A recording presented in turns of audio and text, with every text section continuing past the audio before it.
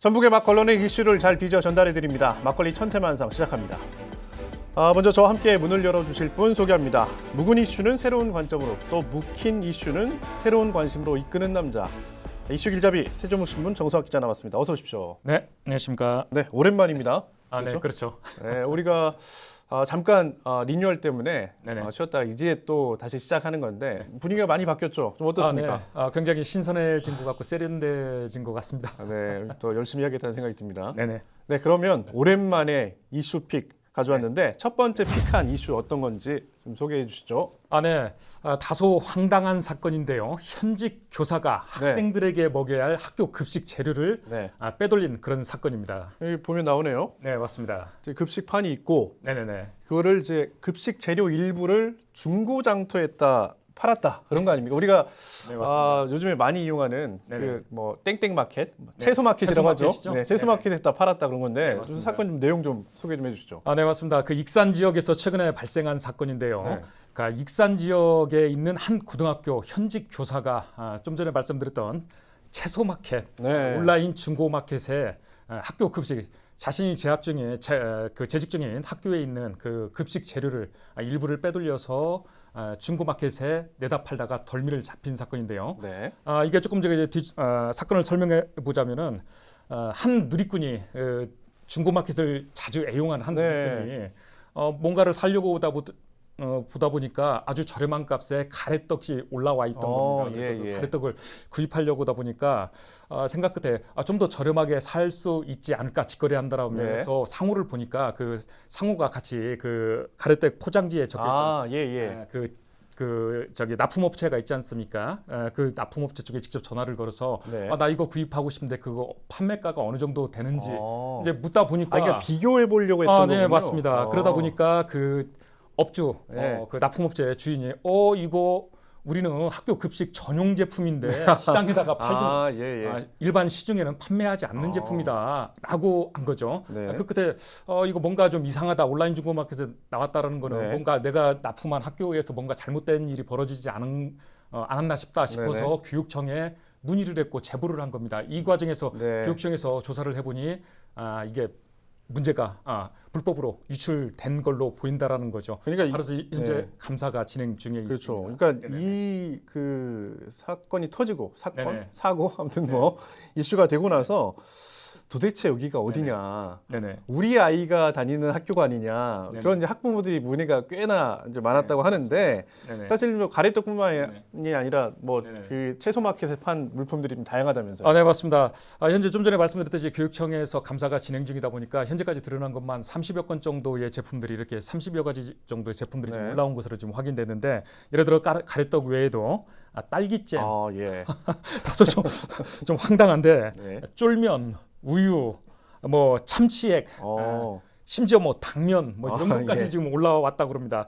문제의 교사 바로 그 급식 업무를 담당하고 있는 영양 교사이다 보니까 자신이 그 업무를 검수하고 식재료를 관리하다 보니까 이런 것들이 그 외부로 유출시키는 이런 행위가 좀 가능했던 게 아닌가 이렇게 좀 보여지고 있습니다. 이런 거 좀 어떻습니까? 예를 들어서 이런 걸 딱 보고 나서 그런 생각을 하는 분도 있을 것 같아요.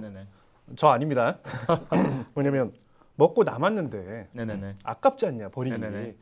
그러면 뭐 할 수도 있는 거 아니냐, 그렇게 생각하시는 분도 있을 것 같은데요. 그래서 이제 사건 전말은 뭐 저기 좀 전에 말씀드렸듯이 교육청 감사 결과가 나와봐야지 알겠지만 일단 이런 겁니다. 좀 전에 그 업무를 담당하고 있는 영양교사라고 있지 않습니까? 근데 이 학교 사건이 터진 이 학교 같은 경우는 조금 일반 학교하고 다른 부분이 있습니다. 일반 학교의 경우 무상급식으로 고등학교까지는 그렇게 하죠. 중시까지만 제공이 되지 않습니까? 이 학교 같은 경우는 기숙형 학교이다 보니까 아침과 석식도 같이 제공이 됩니다. 하루 세끼를 다 먹는 곳이군요. 제공이 됩니다. 이 중에 중식은 무상급식이니까 그냥 그 무상으로 지급이 제공이 되고요. 아침과 저녁 같은 경우는 개인들한테 다 부담이 되는 겁니다. 따라서 대량으로 식자재도 일반 학교에서 쓰는 점심만 제공하는 일반 학교하고 달리 구매량이 아무래도 많겠죠. 그리고 좀 전에 말씀드렸듯이 개인한테 이게 식대가 부담이 되기 때문에 뭐 공지사항에 보니까 올 봄 같은 경우는 한 끼니당 5,500원 정도를 받는 걸로 나와 있더라고요. 문제는 단순히 이게 그 급식 재료만 빼돌린 게 아니라 자칫 감사 결과 나와봐야지 알겠지만 이게 부실급식 네, 논란으로까지도 확산될 네. 소지가 있다. 그래서 감사 결과를 좀 더 지켜봐야 할 것 같습니다. 그렇네요. 일단은 네네. 점심은 무상급식이라고 하더라도 네네. 아침 저녁은 학부모들이 내는 돈으로 네네. 아이들이 식사를 하는 거기 때문에 네네. 문제가 되는 거고 사실 네네. 제가 방금 드렸던 질문은 네네. 이게 뭐 남는다고 네네. 그렇게 팔면 안 되죠. 일반 네네. 사기업 같은 경우 네네. 우리 생각해 보면 네네. 우리 우리 방송국이나 언론사에는 이런 팬들 많이 있지 않습니까? 네네네. 이런 거 많이 남는다고 네네. 내다 팔면 되겠습니까? 안 되죠. 네네. 다시 이런 일이 없어야 되겠고 아까 말씀하셨던 것처럼 교육청 감사가 착수됐다고 하니까 네네네. 결과 나오면 다시 한번 짚어보도록 네네. 하겠습니다. 다음 이슈 보겠습니다. 네, 백종원 매직. 백종원 유명한 분이죠. 네, 그렇죠. 우리 전반적인 우리나라 식문화를 네네. 주도하고 있다라고 네네. 봐도 좀 무방할 정도의 네네. 유명한 사람인데 네네. 그 백종원과 춘향제 어떤 연관이 있길래 이런 이슈를 가져오셨습니까? 네, 맞습니다. 그 요즘에 온라인상에서 백종원의 마법이 아니냐 하는 얘기들이 참 많은데, 여하튼 백종원 씨하고 협업 관계로 잘 치러졌던 최근에 그 성료가 됐죠. 남원 춘향제 얘기입니다. 바로 작년에 아시겠지만 그 바가지 요금 논란이 굉장히 춘향제 때문에 바가지 요금 논란이 굉장히 컸지 않습니까? 바로 그런 문제가 올해는 바가지 요금이 아니라 없었다? 착한 가격, 되레 착한 가격이다 이런 후평 속에 마무리가 됐는데 그게 화제가 되고 있다는 그러니까 겁니다. 지금 이제 흐릿해서 조금 안 보이긴 하지만 그렇다고 그래요. 지금 음식이 세 가지가 나왔지 않습니까? 네, 맞습니다. 음식조 3개를 시켰는데 9,000원이더라. 네네네. 그래가지고 이제 누리꾼들이 이거 저렴하고 맛있다. 그리고 호평이 이어졌다는 건데 이 정도면 참 칭찬받을 만합니다. 네, 맞습니다. 그 누리꾼들마다 이런 얘기들이 굉장히 많죠. 우리 동네 분식점보다 더 싼 것 같다. 심지어 축제 현장인데 그리고 고물가 시대에 이게 현실이냐 실화냐 뭐 이런 얘기들 오히려 그리고 좀 전에 말씀드렸듯이 작년에 굉장히 논란이 컸던 축제이지 않습니까? 맞아요. 근데 거꾸로 착한 가격이다 보니까 이거 남원 춘향제 가가지고 또는 앞으로 춘향제뿐만 아니라 남원 지역에서 하는 행사들은 다 가가지고 이거 돈줄을 내지 않은 거 아니냐 이런 호평들이 계속 이어지고 있는 상황입니다. 방금 이제 정상학 기자도 그런 얘기를 했습니다. 심지어 축제 현장인데도 라고 했던 것처럼 춘향제뿐만 아니라 전국에 수많은 축제들이 있지 않습니까? 그리고 그 축제마다 먹거리 장터를 운영하는데 사실은 너무 비싸다 그런 여론들이 많았잖아요. 뭐 그 이유가 있습니까 혹시? 네, 맞습니다. 사실 이번에 그 남원 춘향제가 호평받은 그 계기가 있는데요. 그 결정적인 이유가 있습니다. 바로 먹거리 장터의 그 부스 입점비라는 게 있지 않습니까? 소위 말해서 이른바 그 자릿세라고 하죠. 속칭 자릿세라고 하는데 그 부스 그 입점 비용이 이 부분이 굉장히 현실화가 정리가 됐다라는 얘기입니다. 예컨대 예전 같은 경우는 실제로 입점 상가들이 아니라 소위 말해서 시쳇말로 브로커라고 하지 않습니까? 이런 분들이 전국 장터들을 돌아다니면서 입점권을 따내는 겁니다. 그리고 프리미엄이라는 웃돈을 받고 되파는 전매 행위죠. 바로 입점 부스를 전매 행위를 하다 보니까 그 과정에서 계속 자릿세가 올라가겠네요. 예, 맞습니다. 그 과정에서 자릿세가 인상되다 보면 당연히 판매 상품에 대한 판매 요금이 인상될 수밖에 없는 그런 구조적인 문제가 있었죠. 바로 그 백종원 효과가 나타난 부분이 이런 부분인데 백종원 씨와의 협업을 했던 남원 씨 같은 경우는 이 부분을 갖다가 전매 행위를 금지를 시킨 겁니다. 바로 그러다 보니까 가격이 굉장히 낮아질 수밖에 없는 그런 구조적인 문제가 첫 번째 해결이 됐던 거고요. 그리고 또 하나 두 번째가 결정적인 효과를 냈던 게 바로 가격 정찰제입니다. 더 이상 그 상인들 그때 흔히 우리가 좀 거칠게 표현하면 시가라고 하죠. 그렇죠. 부르는 게 값이다. 부르는 게 값이고 더군다나 축제 현장을 찾아오시는 분들은 현지 원주민들이라기보다는 대부분들이 외지에서 오는 상인들 입장에서 보면 소위 말 거칠게 표현하자면 뜨내기라지 않습니까? 한 번 오고 안 오실 분들이란 말입니다. 그러다 보니까 굉장히 비싸게 받는 경우들이 좀 많은데 이 부분을 해결하고자 가격 정찰제 딱 가격표를 앞에다 붙여놓고 그 가격 외에는 팔지 못하도록 하는 그런 가격 정찰제를 시행한 게 주요했고요. 조금만 더 붙이자면은 사실 올해부터 우리 전북 지역에만 도입된 제도인데요. 전북특별자치도 차원에서 시군과 협의 아래 결정된 사안입니다. 바로 올해 봄부터 우리 전북 지역에서는 한 50여 개의 축제가 지금 펼쳐지고 있는데 봄, 가을 예, 맞습니다. 올해부터는 이런 겁니다. 아까 입점상가 얘기를 자릿세 문제 얘기를 했는데 앞으로 전북 지역에서 발생하는 그 축제 현장에 먹거리 부스에 입점한 상가들이 바가지 요금으로 문제가 발생할 경우 그 입점 상가는 앞으로 3년간 오. 전북 지역에서 치러지는 행사나 축제 현장에 입점할 수 없는 페널티를 적용하겠다. 꽤 강력한 페널티네요. 예, 맞습니다. 바로 이런 3년이면. 부분입니다. 네네. 그 부분을 적용한 게 이번에 자정 효과가 있었지 않느냐 네네. 이런 분석들이 좀 나오고 있습니다. 알겠습니다. 남원 그 춘향제를 계기로 네네네. 음식값 뭐 싸게 달라는 거 아니잖아요. 네네. 좀 적당히 받자. 뭐 그런 네네. 여론들이 좀 형성될 것 같습니다. 네, 좋습니다. 다음 이슈 보겠습니다. 네, 뭐 이런 기사 이제 나올 때가 좀 됐죠. 왜냐하면 민선 8기가 시작된 지 한 2년이 지났잖아요. 아, 네. 6월 말로 해서 네. 반환점을 돌게 되죠. 반환점이 돌기 네네네. 때문에 2년 거의 다 됐고 네네. 반환점을 돌기 때문에 이런 이제 성적표가 나오게 돼 있는데 네네. 이번에 맞습니다. 성적표가 굉장히 초라합니다. 이거 어떻게 된 겁니까? 아, 네. 조금 물론 아직 최종 성적은 아닙니다. 그렇죠? 아, 네. 중간 점검 결과라고 보면 될 것 네. 같은데요. 뭐 아시겠지만 그 한국 매니페스토 실천 본부라는 기구가 있습니다. 네. 공식적으로 전국 지자체 좀 전에 말씀드렸던 중간 그 평가 결과를 내놨는데요. 조금 전북 도민으로서 조금 다소 부끄럽기도 하고 그러는데 결과만 좀 말씀드리자면 우리 네. 전북 지역 기초지자체들을 놓고 봤을 때 그러니까 쉽게 말하면 시장 군수들이 약속한 공약을 평가한 건데 여기 나와 있듯이 이행 완료율이 전국 꼴찌를 했습니다. 뭐 이행 완료율이라고 하는 건 결국에는 이 공약이 네네. 완료 얼마나 됐느냐. 네네. 맞습니다. 네가 그동안에 네네. 아니면 임기 초반에 네네. 발표했던 공약 중에 몇 네네. 퍼센트나 완료했냐 그거잖아요. 근데 약간 오해가 있을 것 같긴 한데 이번에 네네. 해놨던 건 전북에 있는 14개 네네, 기초지자체입니다. 맞습니다. 근데 우리가 네네. 사진은 도청 외관이잖아요. 좀 오해가 없길 좀 바라고요. 뭐 오해- 도청이 마청이기 때문에 네, 사실 도청도 네. 이 부분에 오늘 뭐 다루지는 않는 소재이긴 한데 광역지자체부 보니까 도지사하고 교육감도 그 공약도 사실 네네. 크게 좋지는 좋진 않습니다. 않아요. 예, 그럼 나중에 다뤄보기로 하고요. 네네네. 근데 중요한 거는 하나만 더 짚어보면 네네네. 그 14개 시군 중에서 이 네네. 평균을 깎아먹는 지자체가 네네.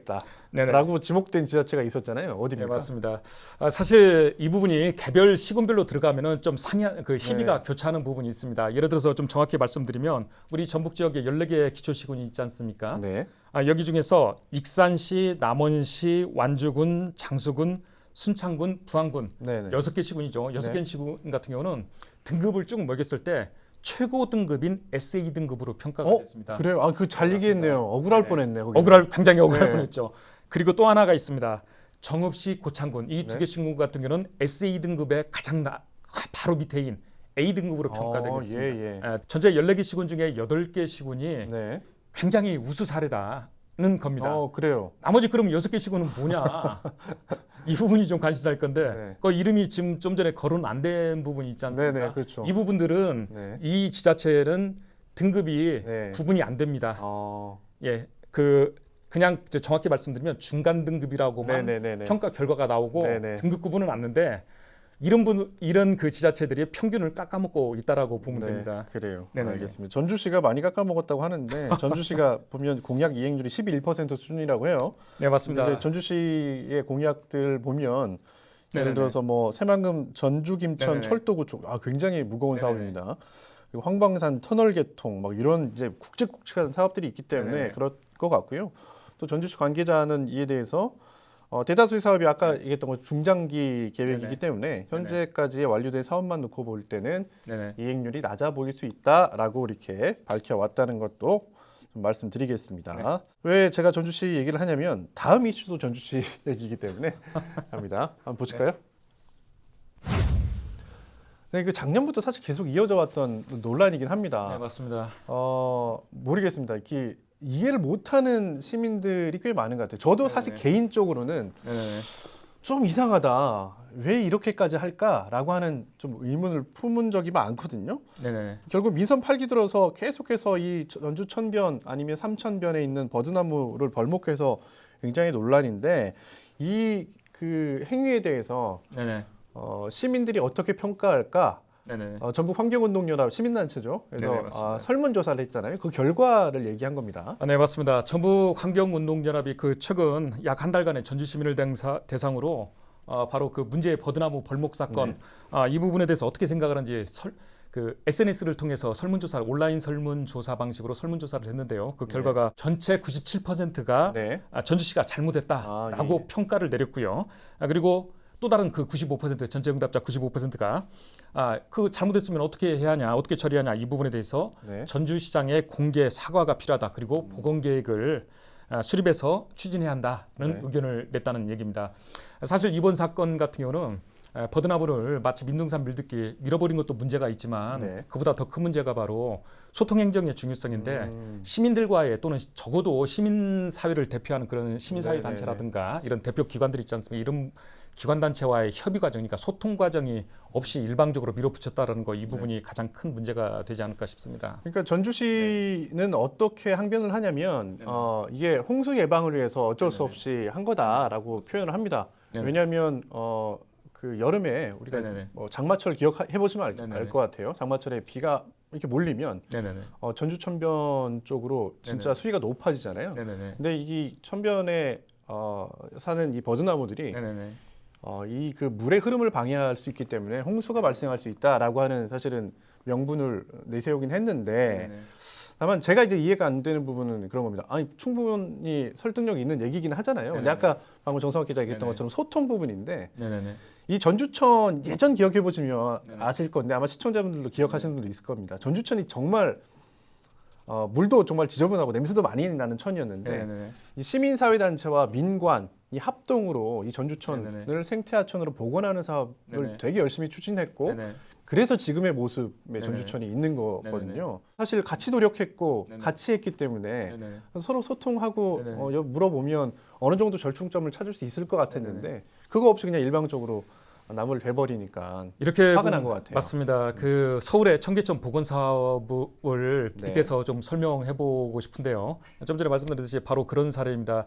원래 그 전주천이 아까 그 정비가 되기 전에는 굉장히 오염돼 있는 상태였습니다. 뭐 악취 문제도 유발하고 그런 그 문제 하천이어서 이거 어떻게 좀 해보자라고 했던 게 바로 생태하천 조성 사업이었는데 민선 8기 이전만 해도 전주시가 막대한 예산을 투입해서 정비했던 게 바로 전주천이었고 삼천이었습니다. 전주시를 관통하는 두 개의 천이었죠.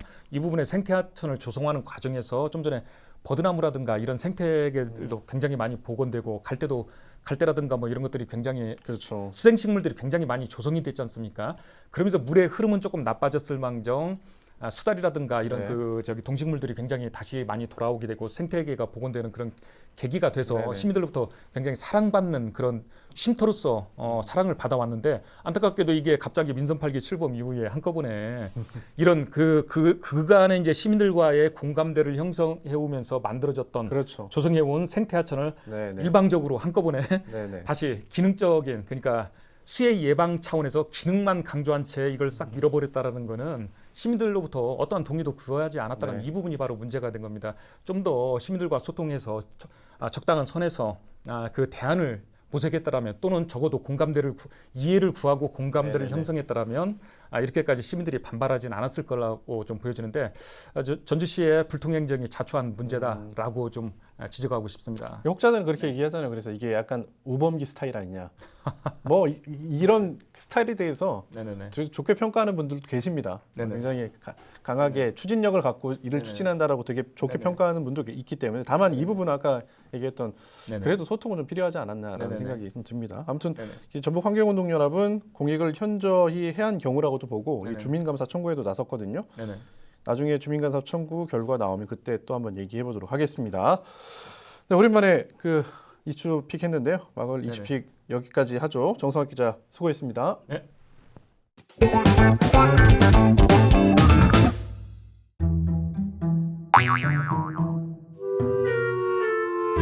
목표를 포착했다.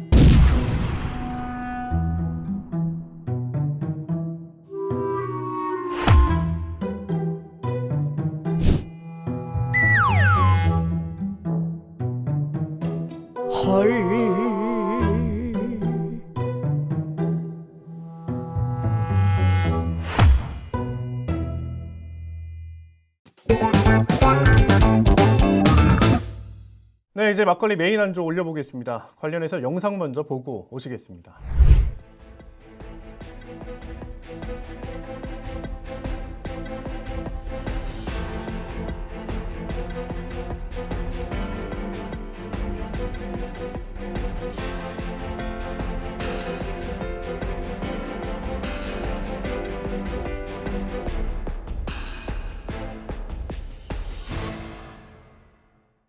네, 보신 것처럼 지난 5월 2일이었죠. 전주에서 음식물 쓰레기를 처리하는 시설에서 폭발 사고가 발생했습니다. 자, 노동자 5명이 중증 화상을 입고 치료를 또 받고 있는데요. 도대체 왜 무슨 이유에서 이런 사고가 발생했는지 그 원인은 무엇인지 짚어보고 또 대책은 없는지 또 이야기 나눠보겠습니다.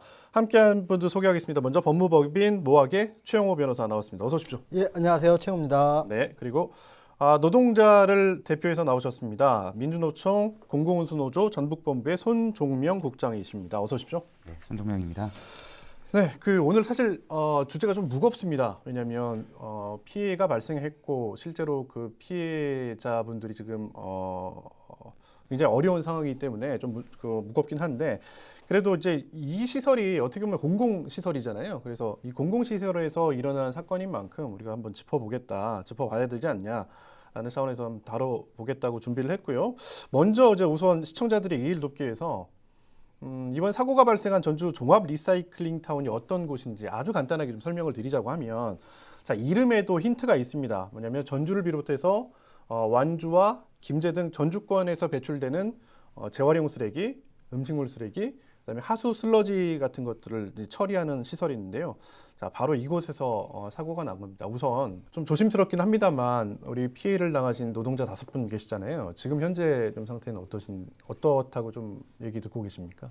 사실 뭐 저희 조합원 분들은 아니시다 보니까 좀 제가 말씀드리는 게 조심스럽긴 합니다. 그런데 좀 언론 보도나 그런 걸 통해 가지고 알려진 내용들로 해가지고 말씀드린다고 하면은 어쨌든 전신 화상을 다들 입으셨고 좀 정도의 차이는 있긴 하지만 42.5%, 85%까지 전신의 화상을 지금 입으신 걸로 보도가 되고 있고요. 그래서 좀 수술을 대부분 다 마치신 걸로 알고 있긴 하지만 근데 인공호흡기를 착용했을 정도로 좀 이제 심각한 재해를 입으신 분들이 있는 걸로 알고 있습니다. 알겠습니다. 그러면 사고 당일로 한번 돌아가 보죠. 그 사고 당일 노동자들이 어디서 무슨 일을 하고 있었던 겁니까? 네, 이것도 일단 추측하는 내용으로 말씀드리도록 하겠습니다. 일단 사고가 발생한 현장은 현장 내에서는 중층이라고 불리는 공간입니다. 이제 시설에서 음식물 쓰레기가 처리되는 과정에서 발생한 이제 소화 슬러지나 탈리액들이 모이는 저류조가 있거든요. 그 저류조 위에 있는 층이 중층이라고 부릅니다. 그런데 이제 그 중층에는 여러 배관들이 이제 음식물 쓰레기가 발생한 이제 슬러지나 액체 같은 것들이 흘러가는 배관들이 즐비하게 설치가 되어 있는데요. 그 배관을 교체하던 작업 중에 이제 재해를 입은 것으로 확인이 됩니다. 네. 그러니까 지금 말씀하신 것처럼 그 음식물 쓰레기나 하수 슬러지들이 모이다 보면 아까 말씀하셨던 것처럼 이제 그 무거운 것들은 가라앉고 중층이 형성되고 그 위에 이제 이게 부패되기 때문에 가스 같은 것들이 이제 나올 거 아닙니까? 그래서 그걸 뭐 재활용하기도 하고 뭐 그렇게 하는데 이게 새에 나와서 폭발한 거 아니냐라고 아직까지 뭐 원인이 명확히 나오지는 않았습니다만 그렇게 추측할 수 있는 거잖아요. 네, 맞습니다. 사실 저희도 정확히는 아직까지는 사고원이 조사 중이긴 하지만 근데 이제 사실 거기 이제 음식물 쓰레기에서는 굉장히 처리하면 굉장히 다양한 가스 같은 게 발생합니다. 뭐 악취 유발 물질로 발생하고 이제 메탄가스라든지 이제 그런 인화성 가스부터 해가지고 이제 각종 유해 가스가 발생할 수 있는 이제 미생물을 통해 가지고 이걸 분해하고 그런 과정에서 배출되는 가스들이 있는 겁니다. 그런데 이제 사실 좀 이따 뒤에서 말씀드리겠지만 거기에 어떤 이제 이제 거기 인화성 물질로 수정된 메탄 같은 경우에는 기본적으로 저희가 화학 시간에 배우지만 공기보다 가볍기 때문에 이제 배기실만 잘 돼 있어도 폭발이 일어날 정도로 그게 메탄이 축적되거나 그럴 가능성은 매우 낮습니다. 뭐 그런데 어쨌든 어떤 이유인지는 모르겠지만 거기에서 그 작업 공간에 메탄이 폭발이 일어날 정도로 상당한 농도가 축적이 됐고 거기에서 뭐 이제 배관 교체 작업 중에 화기를 사용했다든지 안 그런 화재를 일으킬 수 있는 원인이 발생을 해가지고 폭발이 일어난 것으로 보입니다. 뭐 이게 설명만 들어서는 머릿속에 좀 잘 안 떠오르는데 우리 국장님께서 이제 그 사진을 하나 제공해 주신 게 있어요. 사진을 좀 띄워놓고 이야기를 해보죠.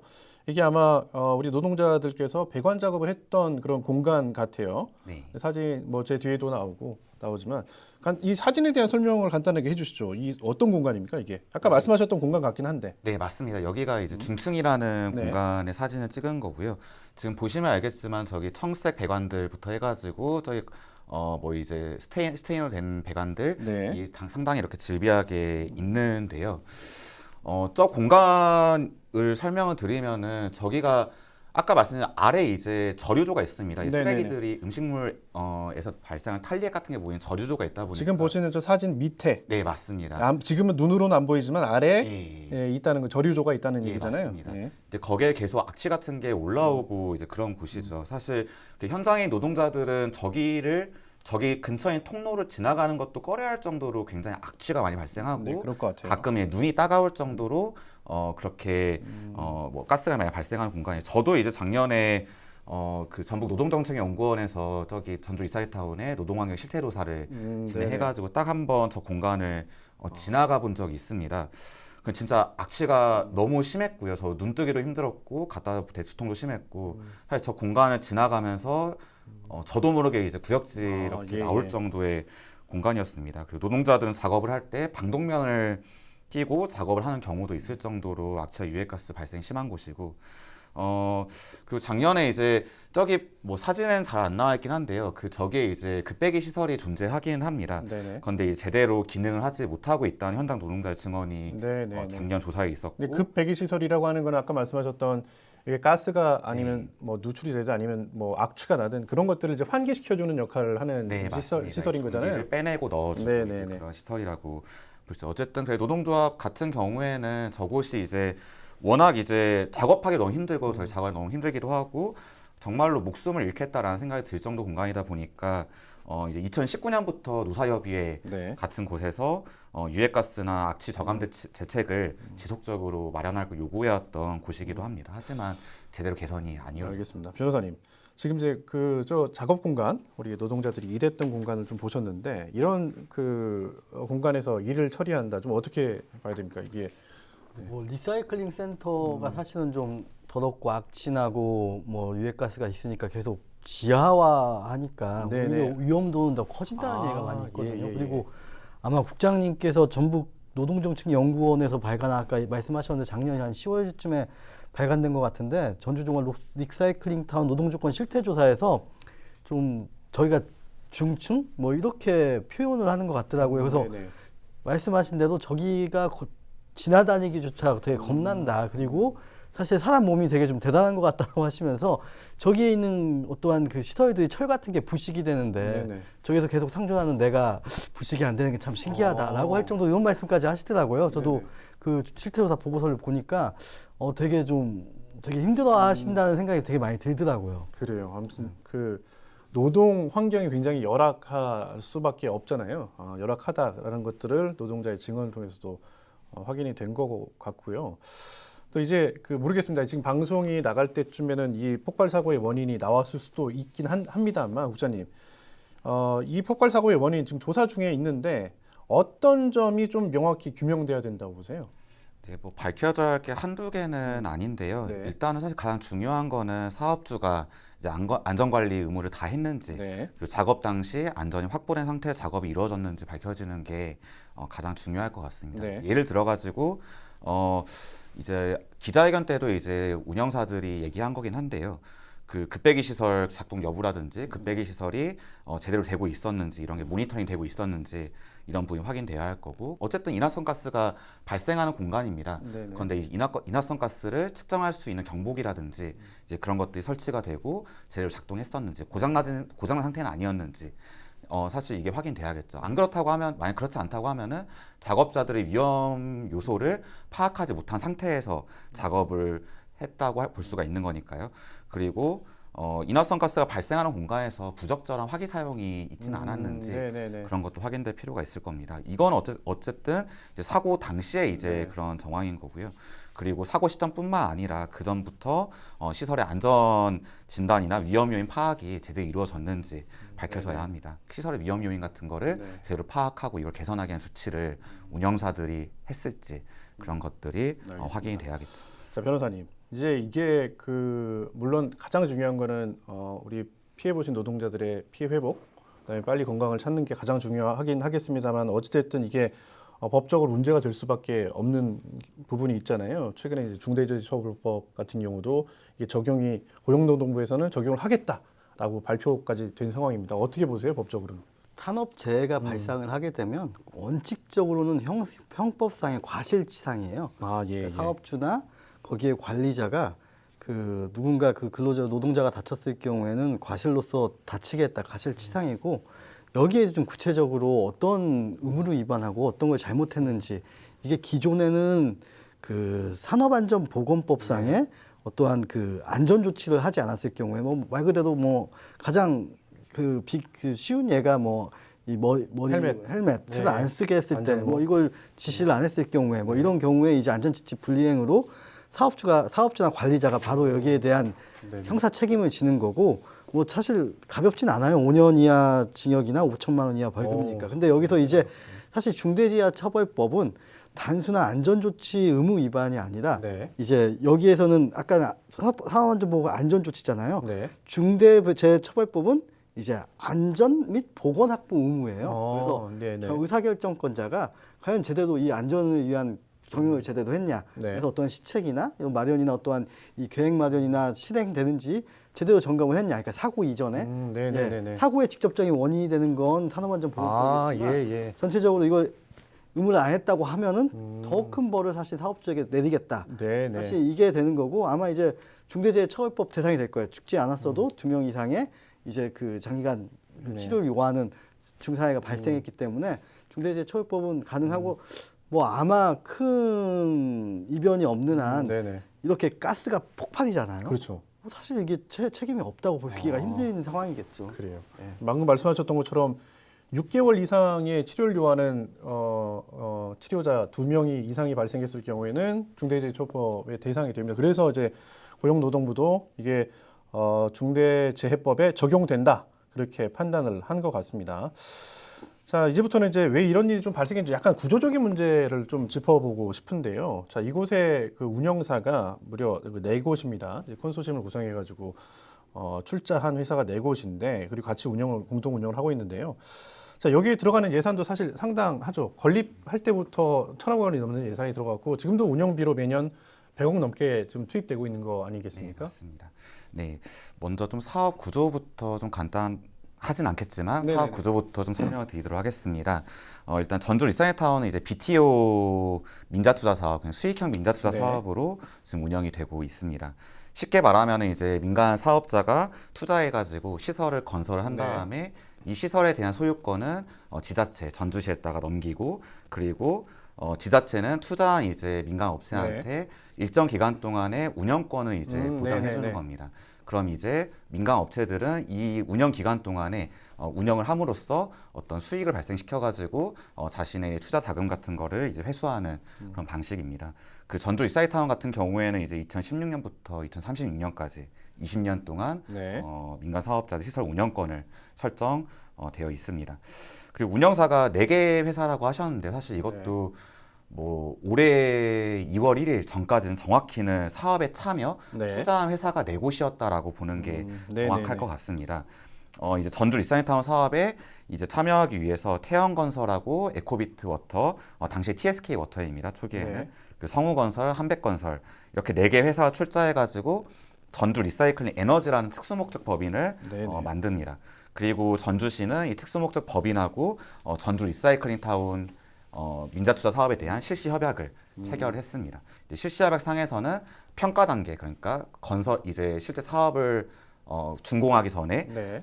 평가 단계에서 직접 운영을 수행하는 것을 평가받은 출자자나 네. 이건 사업에 참여 확약서를 제출한 전문 운영업체라고 네. 정의하고 있고 이제 사업 시행자가 해당 업체하고 위임 또는 위탁 계약을 체결해야 한다. 그러니까 이제 사업 시행자가 이제 그런 업무를 수행하도록 계약을 체결한 자를 운영사라고 할 수 있습니다. 즉 원래 4개 업체는 운영사라기보다는 이제 출자회사, 투자회사라고 볼 수가 있고 시설을 실질적으로 운영하는 운영사는 운영 능력을 갖추고 있는 투자회사나 아니면 투자회사가 아닌 다른 전문 운영회사라고 네. 할 수 있습니다.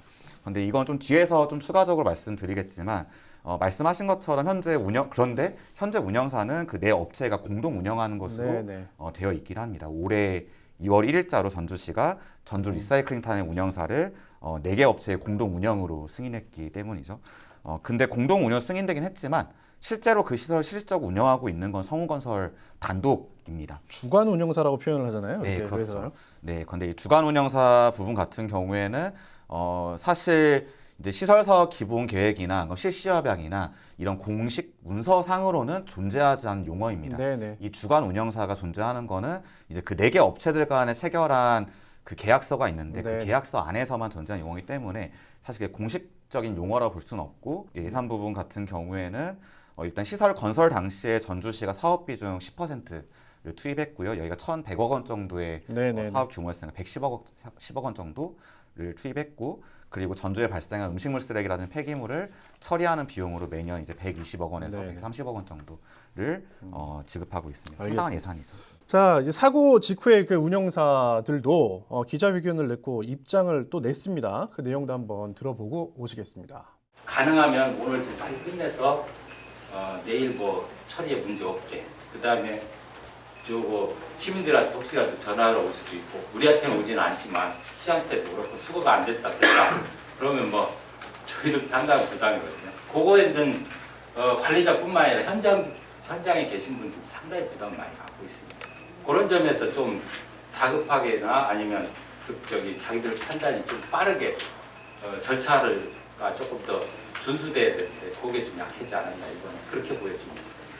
네, 이렇게 물론 이제 피해자와 가족들에게 위로의 말씀을 전한다고 고개를 숙이긴 했습니다만 기자회견 중에 보고되지 않은 야간 작업이었다라고 하는 이제 그 발언이 나와서 이거 책임 회피성 발언 아니냐라고 이렇게 기자들이 따져 물어서 또 변명하기도 했는데 뭐 그런 내용을 좀 듣고 오신 것 같습니다. 변호사님 입장을 듣고 오셨는데 어떻게 좀 보셨어요?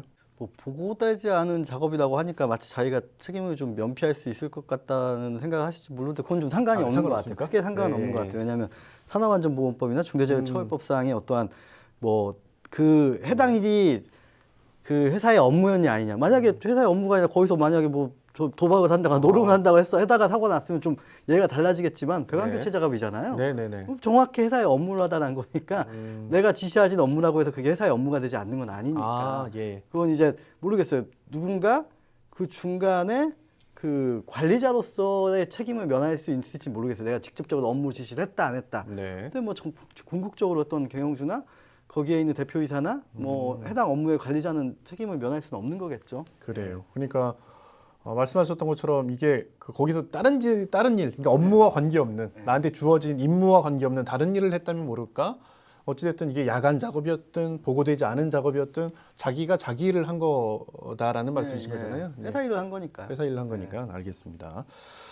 자, 그런데 사고 이후에 사실 또 논란이 됐던 게 또 하나 있어요, 국장님. 뭐냐면 고용노동부에서 작업 중지 권고를 내렸는데 이게 무시됐다라고 하는 그 언론 보도도 나와서 좀 논란이 됐었잖아요. 네, 사실 저희도 언론 보도 보고 알게 됐습니다. 뭐 보고 진짜 저는 아연실색했거든요. 예, 진짜 예. 이렇게까지 어마무시한 짓을 하는구나라는 생각했는데. 그러니까 잠시만요. 네. 이 설명을 왜 이렇게 아연실색하셨는지 제가 좀 보충 설명을 드리면 네. 폭발 사고가 벌어졌고 거기에서 5명의 사상자가 나왔는데 그 다음에 고용노동부에서 당연히 네. 이 시설이 안전할지 그러니까 안전하지 못하다고 판단을 하고 네. 작업 중지 권고를 내린 거잖아요. 네. 근데 또 다른 작업을 했다라는 얘기이기 때문에 이렇게 표현하신 것 같아요. 사실 그렇다기보다는 지금 현재 추정되는 사고 원인은 배관 연결 작업이지 않습니까? 그런데 이제 그 어린이날 연휴 지나고 보니까 분리되어 있던 배관이 지나고 보니까 연결이 돼 있다는 겁니다. 그러니까 예. 사고 원인으로 추정되는 작업을 네네. 그 작업 중지 권고가 내리는 상황에서 진행했다는 거죠. 거기에 위험 요소가 제거가 됐는지 안 됐는지 확인되지 않는 상황에서. 그래서 사실은 이제 이런 점에서 일단 하나가 문제일 수 있고요. 두 번째로는 운영사 측이 그때 언론 보도에 뒷정리를 했다고 말했습니다. 네. 잠깐 뒷정리했다고 그렇게 얘기를 했는데 사실 사고 원인 조사에 진행 중이잖아요. 네네. 그런데 그런 상황 뒷정리를 한 거는 사실상 사고 현장을 훼손을 한 것으로 볼 수가 있고 증거인멸일 수도 있는 거죠. 네, 사실 거의 여기에 한 가지만 더 말씀드리고 싶은 거는 저는 노동부의 대응이 좀 아니했던 것도 이런 비상식적인 일을 발생시킨 원인 중 하나라고 생각합니다. 이제 사고 직후에 이제 저희 본부가 기자회견도 진행하고 고용노동부 전주시청장하고 면담도 진행을 했는데요. 노동부에다가 작업 중지 명령을 내릴 것을 좀 요구를 했습니다. 네네네. 애초에 그런데, 말씀하셨던 네, 거죠? 맞습니다. 명령을 내릴 걸 요구했는데 노동부는 사고 직후에 작업중지 권고를 내렸죠. 예. 그런데 이제 언론 보도에서는 좀 의아했는데 이제 권고를 내렸기 때문에 네. 한 달 정도 이제 작업이 이루어질 수 없다. 이제 그런 식으로 이제 보도가 나오긴 했어요. 근데 사실은 말 그대로 권고기 때문에 이걸 지킬 의무가 없습니다. 강제력이 없습니다. 네. 이 조치는. 그래서 사업주가 작업을 한다고 해도 어떤 제재도 불가능하고, 그리고 원래는 작업중지 명령을 내리면 해제 절차를 밟아야 하는데 그 명령 해제 절차를 네네. 밟을 필요도 없고, 만약 작업중지 명령을 내렸다면 산업안전보건법에 따라 가지고 5년 이하의 징역이나 네네. 5천만 원 이하의 벌금에 처해질 수 있는 사안입니다. 운영사가 좀 경악할 만한 비상식적인 짓을 하기도 했지만 노동부의 소극적 대처도 아쉽다고 할 수 있습니다. 그 맞습니다. 예, 노동부의 소극적 대처도 아쉽긴 한데 사실 노동부에서도 그랬을 것 같아요. 작업 중지 권고 내렸으면 보통은 다 안 하는데 황당했을 것 같긴 하고요. 저도 이제 사실 그 사고 현장 가봤습니다만 그 경찰의 폴리스 라인이 쳐져 있고 그 폴리스 라인 안으로는 접근하지 못하도록 뭐 그렇기 위해서 쳐놓은 거잖아요. 그렇게 지금 사고 현장에 대해서 원인을 조사 중에 있고 그다음에 고용노동부에서 작업 중지 명령 안에 권고지만 했는데 그냥 그 폴리스 라인도 무시하고 고용부의 권고도 무시한 거잖아요. 이거 어떻게 보십니까, 이거 변호사님? 지금 보면은 그냥 법적으로 좀 따져보면 네네. 산업안전보건법상 55조는 작업 중대 재해 발생 시 작업 중지 조치라고 되어 있어요. 예, 예. 그래서 그러니까 중대 재해가 확정이 되면 아마 할 수 있다고 돼 있는데 대부분 이제 하겠죠. 만약 위험하니까 하겠는데 이제 노동부 설명은 그거죠. 아직 6개월 이상 2명이 나오는지 몰랐는데 바로 조치할 수 있는 내가 권한은 없다. 그래서 51조도 가요. 그래서 51조는 사업주의 작업 중지예요. 그래서 네네네. 너 사업주의 작업 중지, 너 위험하니까 네가 가서 판단해서 작업 중지를 해야 된다라고 해서 권고를 보내 51조에 따라서. 그래서 뭐 그랬는데 아마 모르겠어요. 사실 폭발이 사고 나서 다쳤는데 의학적으로 진단서 떼가지고 뭐 권고를 해야 되냐 말아야 되냐 이건 좀 차이가 있을 수는 있겠지만 네. 뭐 사실 아까 말씀하셨지만 왜 사고가 났는지 알 수 있는 상황이죠. 그냥 네네네네. 괜찮다고 그렇죠. 생각했나 보죠. 뭐. 약간 뭐 실소를 보이시는데 아까 말씀하셨던 것처럼 이게 중대재해처벌법이라고 은인들이 고용부가 판단했다고 하면 아까 말씀하셨던 뭐 54조인가요? 그게 적용돼 있을 것 같은데 55조가 적용됐을 것 같은데. 55조. 근데 이게 아직은 중대재해처벌법 뭐 진단서도 없고 뭐도 예. 없으니까 서류상 근거가 없어서 와. 못했다 뭐 이런 거겠죠. 아마 그런 거 예, 같네요. 예. 그러니까 말씀하셨던 것처럼 굉장히 안일한 대처 같긴 한데요. 자, 이런 상황에서 그러면 아까도 잠깐 제가 뭐 BTO 사업 설명하면서 이게 나중에는 이제 관리 주체가 어떻게 되냐를 놓고 또 논란이 뭐 이건뿐만 아니라 뭐 대부분 다 그렇습니다. 이런 BTO 사업 같은 경우는. 자, 전주시 책임은 없는지 한번 이 부분도 좀 따져봐야 될 것 같은데 어떻게 보십니까, 국장님은? 네, 일단 저희 같은 경우엔 전주시 책임이 없다고 볼 수 없다라고 생각합니다. 그러니까 전주 책임이 있다. 네, 이렇게 저희 책임이 말씀하시는 거잖아요. 있다라고 생각합니다. 네. 일단 그 시설은 시민들의 세금이 투입돼 만든 시설이고 그 시설 소유 자체도 전주시에 귀속되어 있습니다. 그리고 민자투자법이나 안 그러면 이제 실시협약을 본다 하더라도 전주시는 주무관청으로서 사업 시행자의 업무를 감독하거나 명령하거나 할 수 있습니다. 네네. 정상적 사업 그래야죠. 운영을 위해서. 그리고 이미 계속 변호사님도 언급하신 내용이긴 하지만 이제 작년에 진행 노동조건 실태조사에서도 지금 사고에 추정되는 걸 똑같이 언급했습니다. 이제 유해가스라든지 환기라든지 안 그런 악취라든지 이제 이런 것 다 언급이 됐던 내용이고 그 당시 이제 실태조사 결과를 발표할 때 전주시도 그 자리에 참석을 했었습니다. 다 듣고 네네. 갔습니다. 그런데 하지만 전주시가 뭐 이것 말고도 시설에 여러 가지 논란이 있긴 했지만 이런 논란들이나 문제에 대해서 전주시가 적절한 조치를 취한 적은 없었습니다. 그래서 전주시가 자신들이 가지고 있는 관리감독 권한만 적절히 사용했어도 좀 이렇게 좀 참담한 사고까지 발생하지 않았을 겁니다. 그래서 전주시의 책임이 있다라고 볼 수밖에 없습니다. 그러니까 이게 우리가 갑자기 하인리 법칙이라고 네, 맞습니다. 하잖아요. 우리 그 산업 재해가 발생하면 항상 이제 등장하는 거긴 한데 이 한 건의 큰 사고가 중대 사고가 발생하기 전에는 비슷한 류의 29건의 이제 경미한 사고가 발생하고 그다음에 그런 징후가 300건 정도가 보인다. 이제 이 법칙인데 이것도 이제 그런 말씀이신 거잖아요. 전주시가 몰랐던 게 아니다. 아까 2월 1일자 상황으로 본다고 보시면은 전주시는 이제 성우건설이 이미 올해 1월 1일부터 네. 단독으로 시설을 운영하고 있는 상황에서 2월 1일에 4개 업체의 공동 운영을 승인을 했는데요. 그럼 여기에서 운영사들이 제시하고 있는 논리, 전주시가 이걸 승인한 논리가 좀 굉장히 기가 막힙니다. 그 성무건설, 한백건설은 다른 폐기물 처리, 시설 운영 실적이 없습니다. 네네. 전주 리사이클타운의 시설 운영에도 그전에 참여하지 않았습니다. 그런데 투자 지분을 가지고 있으니까 운영 실적이 존재한다라고 얘기하면서 공동 운영사로 승인해달라라는 게 논리입니다. 이 논리를 좀 쉽게 설명한다고 하면은 내가 삼성전자 주식을 가지고 있으면은 반도체를 만든 실적이 존재한다라는 그런 논리로 볼 수가 있는 거거든요. 그래서 사실 저는 이런 공동 운영 승인이 이게 논리적으로 맞지도 않고 현실에 맞지 않는데 좀 운영사 변경이 불법이다라는 논란을 피하기 위한 그런 면피하기 위한 그런 조치였다라고 생각을 합니다. 어쨌든 이번에 결국 5명의 전신 화장자가 발생하는 중대재해가 발생했는데 폐기물 처리 시설 운영 경험도 없고 이해도도 없는 업체가 과연 얼마나 시설을 안전하게 운영해왔을까? 그 노동자들의 작업 중 유해 요인에 대한 인지와 조치를 얼마나 취했을까? 저는 의문입니다. 어쨌든 사고 원인의 조사 철저히 이루어져야겠지만 저희는 예견된 인재였다라는 생각을 지울 수가 없습니다. 전주시는 어떻게 항변하냐면 아까 지금 삼성전자 예를 잠깐 드셨습니다만 귀에 쏙 들어오긴 합니다만 전주시는 어떻게 표현을 하냐면 이게 운영사로 들어올 수 있는 자격은 충분히 갖췄다. 다만 그 업 경험, 그러니까 업계로서의 경험이 있느냐 없느냐를 만약에 따지자고 하면 그러면 신규 업체는 아예 그냥 그 진입 장벽 없이 못 들어오는 거 아니냐, 진입 장벽 때문에 못 들어오는 거 아니냐라고 한 게 전주시의 입장이거든요. 이게 전주시 입장도 저희가 한번 담아봤으니까 잠깐 보고 오시겠습니다. 지분을 같이 가장 많이 운영하는 앞으로 운영하는 데가 누구냐? 태영이에요. 그래서 우리가 명확히 공동수급체 대표는 태영이다.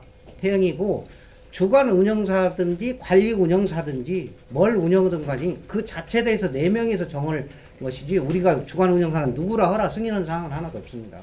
네, 이 입장에 대해서 변호사님은 좀 어떻게 보셨어요? 근로계약 계약 주체가 누구고 네. 여기에 대한 수익 주체가 누구냐 사실 생각해보면 명확하잖아요. 네네. 사실 자기네들이 이걸 제대로 관리를 안 하겠다는 의지를 표명한 거잖아요. 그래요? 네. 그렇게까지 보십니까? 뭐 그런 거죠. 뭐 사실 말이 안 되는 거잖아요. 저도 좀 이해가 안 되는 게 그 출자 사고 운영사인 건 알겠어. 그러면 능력이 있는 새로운 업체를 모집해서 그 좀 하면 안 되나? 여기서 전주시의 말이 좀 합리적이려고 한다면은 리사이클링 센터가 운영을 해버리면 될 것 같아요. 네. 예, 거기서 그냥 직접 고용계약 맺고 네, 네, 직접 운영을 해버리면은 법인 주체에서 명확하게 이 주체가 드러나는데 사실 왜 또 거기서 이 투자자들끼리 누구 하나를 지목해서 운영사로 하는지 사실 지금 여기는 모르겠어요. 근로계약을 태영이랑 맺어요, 뭐 에코비트랑 맺어요, 한백이랑 맺어요. 내가 거의 그 직원이라고 한다면 사실 성과랑 맺은 거잖아요. 네네네. 그럼 명확하게 그 운영사가 드러나는 건데 네. 또 계속 무슨 눈 가리고 아웅하는 건지 왜 그러는지 잘 모르겠어요. 네네네. 애초에 사실은 이제 이게 그런 문제도 있었어요. 그러니까 그 당초에 그 약속을 할 때 사업 계획서 같은 걸 뭐 쓰지 않습니까? 근데 사업 계획서도 사실은 없어져가지고